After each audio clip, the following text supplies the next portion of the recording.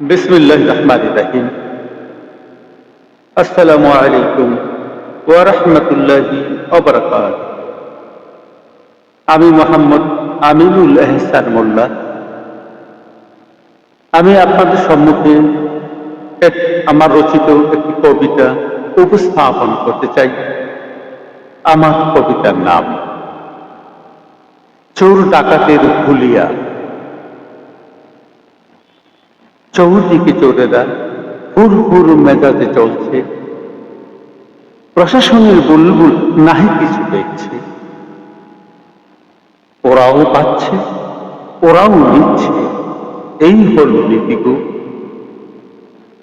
উপর মহল খাই খাই, ভুক্তভোগী মরে গো। চরকায় তৈল রাষ্ট্রযন্ত্রের ঘর ঘর। নাগরিকে নাই, ধীপ নাই কোন নির্ভর।